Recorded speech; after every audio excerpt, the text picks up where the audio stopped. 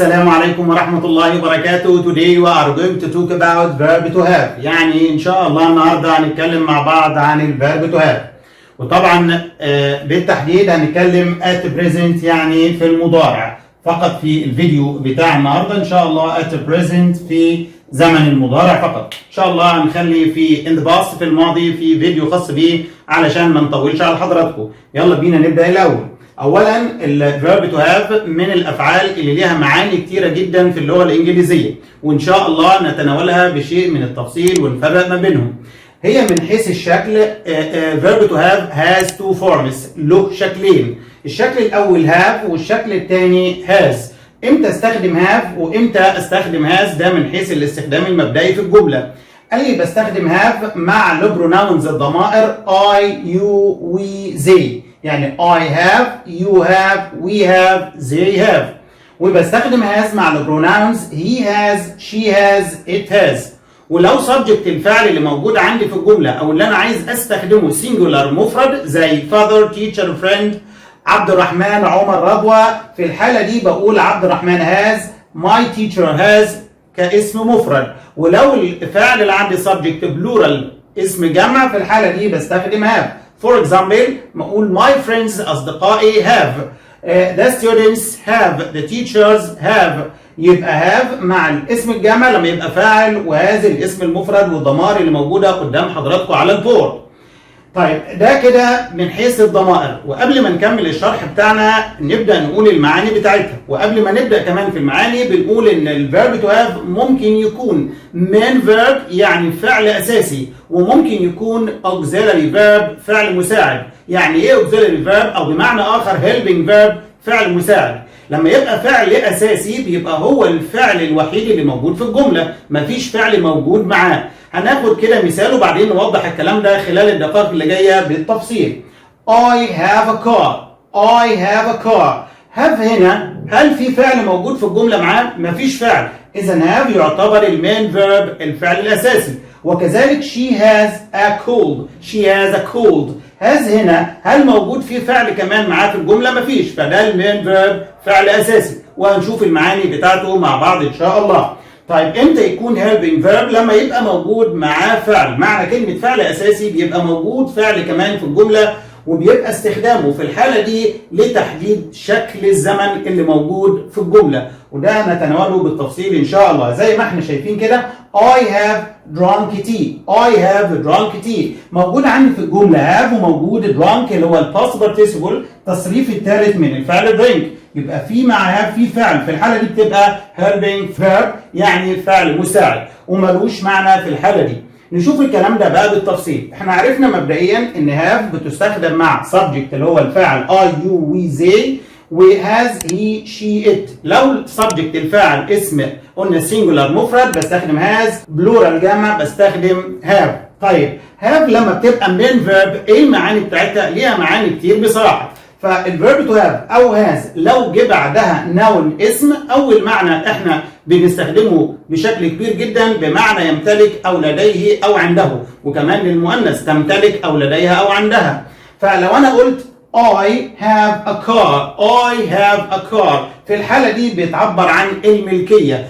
In general the main use of verb to have to express possession or something belongs to you. يعني استخدام الverb to have بشكل عام في اللغة الإنجليزية للتعبير عن possession الملكية أو something belongs to you يعني شيء يخصك. فأنا بقول I have a car أنا لدي سيارة، فهاف هنا بتعبر عن الملكية، وده أول استخدام احنا بنستخدمه بشكل كبير now. ممكن أقول I have a flat عندي شقة. We have a home لدينا وطن أو بيت. فهاف أو has لما يبقى بعدها اسم أول معنى في الحالة دي بيبقى معناه يمتلك أو لديه أو عنده. كمان بنستخدم have أو has لما بنعبر عن الألم. For example she has a cold هي تعاني أو لديها برد. She has a headache عندها صداع. toothache عندها ألم بالأسنان. فشي has a cold بتعاني من برد، وفي الحالة دي بتستخدم have أو has للتعبير عن ألم. كمان من ضمن استخدام الverb to have اللي هو كمان verb فعل أساسي للتعبير عن الترابط بين الأشخاص. For example لما نقول علي has a wife.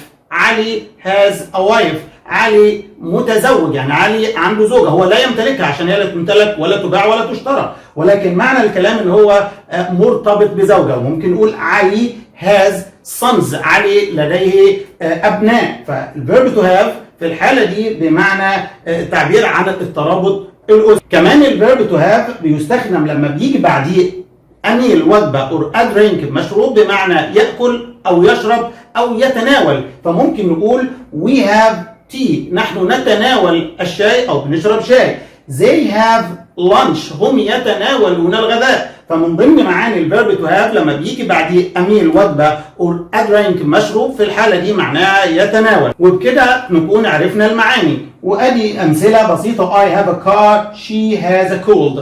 طيب لو حبيت أنفي الفيرب to have كمان فيرب كفعل أساسي، قال لي لو حبيت أنفي at present كما زي ما اتفقنا كده في بداية الفيديو إن إحنا هنتكلم at present في المضارع. قال لي بنستخدم don't or doesn't اللي هي بمعنى لا. طيب امتى استخدم don't؟ امتى استخدم doesn't؟ لما يبقى subject الفاعل نفس الضمائر اللي بتيجي معها فهي نفسها مع don't. I, you, we, they أو الاسم الجمع plural في الحالة دي بنستخدم don't. و doesn't لو subject الفاعل he, she, it الضمائر اللي احنا قلناها دي أو singular noun اسم مفرد، في الحالة دي بنستخدم doesn't. ولكن لاحظوا حضراتكم إن بعد don't or doesn't بستخدم الverb to have. في كلتا الحالتين بستخدم الverb to have، يعني ما بستخدمش has، لأن أنا بحط البيز verb الفعل في المصدر أو clean verb اللي هو الانفينيتيف. For example أنا قلت هنا I have a car. أنا عندي عربية. عايز أقول أنا ما عنديش عربية. I بستخدم معاها don't or doesn't. لا I بستخدم معاها don't. فقلت I don't have a car. لاحظ إن أنا استخدمت have بعد كلمة don't لأن have موجودة عادي. ده كده base verb. لو جيت للمثال اللي تحت she has a cold. هي تعاني أو عندها برد. عايز أنفي الكلام ده. هي ما عندهاش برد. أنا مع she هستخدم doesn't لأن doesn't بتسبق بشي. she doesn't have. برضه استخدمت have ما استخدمتش has اللي موجودة في الجملة الأساسية، لأن المصدر من has اللي هو الانفينيتيف هو كلمة have أو الفعل have. فقلت she doesn't have. يبقى لو هنفي don't or doesn't اخد بالي ان انا بستخدم have دايما. مفيش حاجه اسمها has بعد don't or doesn't. طب عايز اسال سؤال هل انت لديك، هل تعاني من، هل تتناول الشاي، ايا كان المعنى بتاع الفيرب to have كمان فيرب كفعل اساسي. قال لي بستخدم do or does، وفي الحاله دي الاثنين معناهم هل. طيب امتى استخدم do؟ امتى استخدم does؟ قال لي do مع نفس الضمائر اللي بتسبق have I, you, we, they، و does نفس الضمائر he, she, it. يبقى do or does بعد كده بنضع subject الفاعل زي ما اتفقنا حسب الاستخدام مع do او does، واحنا قلنا في الفيديو اللي قبل ده وفي اللي سابق يعني ايه الضمائر اللي بتيجي مع do، ايه الضمائر اللي مع does. وبرضه لاحظ ان بعد do or does في السؤال بستخدم have ما بستخدمش has، وبعد كده الاسم بيبقى فيه question mark علامة استفهام. طب نشوف الكلام ده في الأمثلة اللي قدامنا. احنا قلنا I have a car. أنا لدي سيارة. لو عايز أسأل السبجكت الفاعل هنا I، وأنا عارف إن I بتحول في السؤال إلى you. you بيجي معاه do or does؟ لا do، يبقى هقول do you have a car. لاحظ كمان برضو بنأكد يعني do have. طب في المثال اللي تحت ده she has a cold. هي تعاني أو عندها برد. عايز أقول هل هي عندها برد؟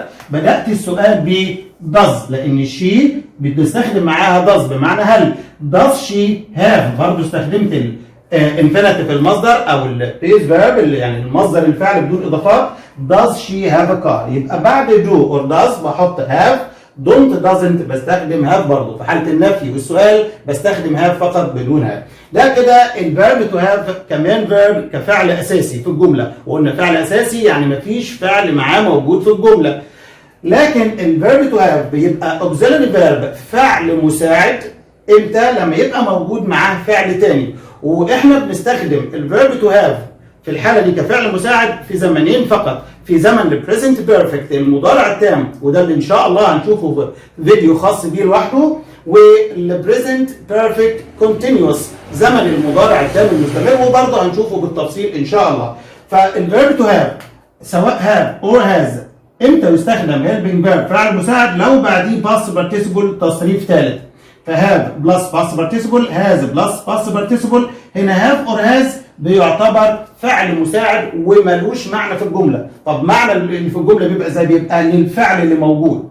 وفي الحاله دي لو الفيرب تو هاف او سواء هاف اور هاز فعل مساعد، لو حبيت اعمل نيجاتيف سنتنس جمله منفيه، قال لي هاف النفي have not or haven't، has not or hasn't، وبرضه بلس باست بارتيسيبل التصريف الثالث. طب نشوف الكلام ده في مثال. I have drunk tea. I have drunk tea. أنا شربت شاي. هنا have بعدها باست بارتيسيبل تصريف ثالث يبقى فعل مساعد. طب لو حبيت أنفي المثال ده، أنا ما شربتش الشاي، يا ترى أقول I don't have drunk tea؟ كلام كده غير صحيح. have في باست بارتيسيبل تصريف ثالث، النفي بتاعها كفعل مساعد haven't، فأقول I haven't drunk tea. ده كده نفي الجملة. She has eaten rice. هي أكلت أرز أو رز. She has eaten. طب عايز أنفي الجملة خليها نيجاتيف سنتنس. نفي has اتفقنا لو في باست بارتيسيبل بقول hasn't، يبقى she hasn't eaten rice. ليه هنا قلنا فعل مساعد have or has؟ لأن في فعل تاني موجود في الجملة. معناها ايه باللغه العربيه كمعلومه لينا ان شاء الله لحد لما نشرح البريزنت بيرفكت بالتفصيل الديتيلز؟ هاف اور هاز هنا معناها لقد تناولت الشاي، لقد تناولت الارز. يعني لقد بتترجم في اللغه الانجليزيه ان انا استخدم البريزنت بيرفكت المضارع التام. طب لو حبيت اسال سؤال بهل فور اكزامبل على سبيل المثال، لو فيرب تو هاف موجود في الجملة هو فعل مساعد مش فعل أساسي، احنا في الفعل الأساسي لما بسأل بدو or does وبنفي بدونت و doesn't، لكن كفعل مساعد بقول haven't or hasn't. لو هسأل سؤال والجملة عندي بادئة بيس، في الحالة دي بعمل invert تبديل. يعني ايه invert تبديل؟ يعني بنقدم الفعل المساعد اللي هو have على الفاعل مثلا اللي موجود في الجملة I have. أنا ببدأ الجملة ب have، هقول have. احنا كلنا عارفين ان اي بتتحول ليو، هاف يو، واكمل الجمله drunk tea، وفي الحاله دي معناها هل تناولت الشاي. طب لو حبيت اسال سؤال في الجمله الثانيه yes she has eaten rice، في الحاله دي هعمل طبعا invert has she eaten rice، هل هي تناولت الارز. لاحظ تاني باكد ان هاز وهاف في المثالين هنا موجودين helping verb بفعل مساعد. ليه؟ لان في فعل موجود في الجمله. لكن تخيل كده في الجمله لو انا عملت كده حذف ل drunk وحذفت طبعا eaten، عملت حذف كده ومسحتها من على السبوره I have tea، هل هنا في فعل تاني موجود بعد have؟ مفيش. اذا اصبحت have فعل اساسي ومعناها انا اتناول الشاي. طب في الجمله الثانيه she has rice، هي تتناول الأرز أو تأكل الأرز، لأن هنا مفيش فعل. وبالتالي لو حبيت أنفي have or has طالما مفيش معاها فعل في الجملة، بضطر استخدم don't or doesn't. ولو هسأل بدو or does، لأن هي في الحالة دي main verb فعل أساسي في الجملة. وفي النهاية ما تنسوناش من صالح الدعاء والصلاة على النبي صلى الله عليه وسلم. وبنكرر تاني دايما في كل فيديو practice makes perfect، الممارسة تصنع الإتقان. السلام عليكم ورحمة الله وبركاته.